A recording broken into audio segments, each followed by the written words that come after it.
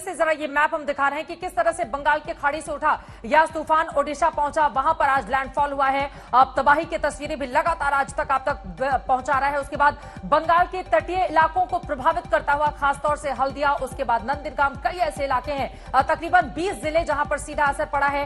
तूफान अब झारखंड की ओर बढ़ रहा है। झारखंड सरकार की ओर से भी तमाम इंतजाम किए गए हैं। उसके बाद 27 मई को यह दक्षिण बिहार पहुंचेगा।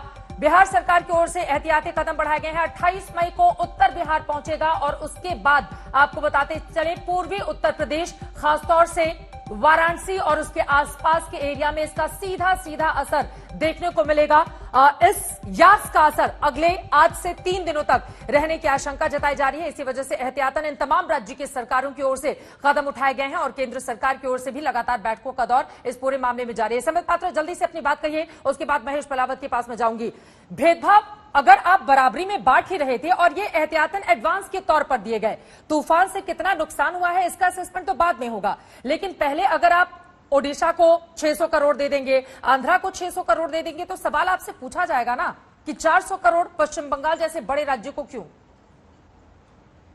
चित्रा जी, मैं पहले आपको समझाता हूं, ये कोई घर का प्रॉपर्टी नहीं है जो बराबरी में बांटना है। ये प्रभाव के आधार पर बांटा जाता है, एक वैज्ञानिक दृष्टिकोण रखते हुए बांटा जाता है कि लैंडफॉल किस स्टेट पे होगा, किस स्टेट को कितनी डैमेज होने की आशंका है, कितनी असेसमेंट है, और ये मौसम वैज्ञानिक करते हैं। उसके आधार पर जो रिपोर्ट आती है उस पर यह निर्भर करता है कि कॉम्पेंसेशन, जो इनिशियल एडवांस पेमेंट होता है वो कितना जाएगा। उसके बाद असेसमेंट होता है कि वाकई डैमेज कितना हुआ, और जो फाइनल कॉम्पेंसेशन होता है वो उसके बाद जाता है। ये कोई प्रॉपर्टी नहीं है जो मोदी जी बांट रहे हैं कि सबको बराबर बराबर बराबर बराबर बांट दे। और मैंने कहा, उड़ीसा की सरकार भी बीजेपी की सरकार नहीं है, आंध्रा की सरकार भी बीजेपी की सरकार नहीं है, चाहे वो हमारी सरकार भी होती तब भी। जहां लैंडफॉल हुआ है, जहां लोगों की मृत्यु होने की आशंका अधिक है और हुआ भी है, वहां पहले दिया जाएगा, नंबर 1। नंबर 2, यहां तो खुद बता रहे हैं टीएमसी के प्रवक्ता कि अभी तक तो असेसमेंट नहीं हुआ है, अभी तक असेसमेंट नहीं हुआ है। जो 400 करोड़ आपको दिया गया है वो आपका खर्चा नहीं हुआ है। तो ये रोना धोना क्यों कि आपने क्यों सौतेला व्यवहार, खर्च तो कर लीजिए, उसके बाद और मांगिए ना, आपका पैसा है, आपको मिलेगा। तीसरा, आपने कहा हम एक स्पेशल स्टेट है क्योंकि हम कोरोना से लड़ रहे हैं, इसलिए हमको ध्यान में रखना चाहिए। आप मुझे बताइए, क्या उड़ीसा कोरोना से नहीं लड़ रहा है? क्या उत्तर प्रदेश, झारखंड ये कोरोना से नहीं लड़ रहे हैं? या आंध्र प्रदेश कोरोना से नहीं लड़ रहा है? सारे राज्य आज कोरोना से लड़ रहे हैं। कोई स्पेशल स्टेटस किसी राज्य का नहीं है कि केवल बंगाल कोरोना से लड़ रहा है। इसलिए सबको ध्यान में रख के करा जाएगा और हर विषय पर राजनीति नहीं होनी चाहिए।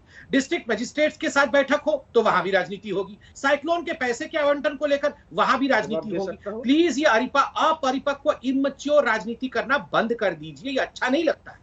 मोनोजीत, आप अपनी बात बढ़ाइएगा, लेकिन संबित ये भी है ना कि अगर हम ओडिशा की सरकार को देखें या फिर आंध्रा की सरकार को देखें तो कई महत्वपूर्ण मुद्दों पर केंद्र सरकार को उनका समर्थन हासिल रहता है और ममता बनर्जी कई बड़े मुद्दों पर लगातार मुखर होकर आलोचना करती हैं। तो क्या इसके पीछे की ये बड़ी वजह तो नहीं है? इसका जवाब आप दीजिएगा। लेकिन महेश पलावत साहब, फौरन आपके पास आते हुए हमारे दर्शकों की जानकारी के लिए बताइए, फिलहाल अभी इस तूफान की स्थिति क्या है, किस तरह से आप डिफाइन करेंगे? क्या अब ये धीरे धीरे पश्चिम बंगाल के कुछ हिस्सों को नुकसान पहुंचाने के बाद अब झारखंड की तरफ रुख कर रहा है और वहां पर किस तरह की सतर्कता बरते जाने की आवश्यकता है?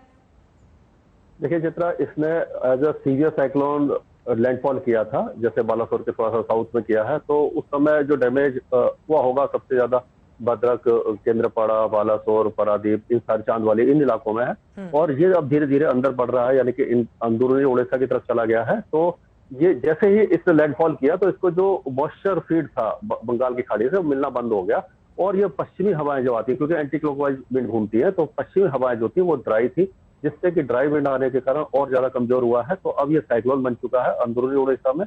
अब ये धीरे धीरे जब आगे और बढ़ेगा तो डीप डिप्रेशन बन जाएगा आज रात को, और कल होते होते और ज्यादा कमजोर होकर डिप्रेशन के रूप में ये झारखंड पर चला जाएगा।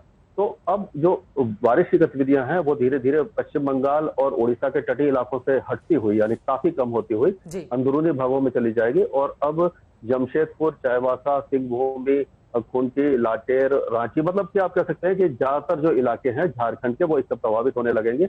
और उसमें जो हवाएं होंगी वो 70 से 80 किलोमीटर प्रति घंटा और कुछ इलाकों में 90 किलोमीटर प्रति घंटा की होगी। तो डैमेज की आशंका कम है, स्ट्रक्चरल डैमेज की आशंका है थोड़ी बहुत, लेकिन जैसे कि जो प्री मानसून में नॉर्वेस्टर या कालवैसा की होती है उस तरह का एपिसोड रह सकता है। और ये कल पूरे दिन झारखंड में बारिश होती रहेगी और उसके बाद धीरे धीरे ये पश्चिमी बिहार की तरफ बारिश की गतिविधियां बढ़ेंगी।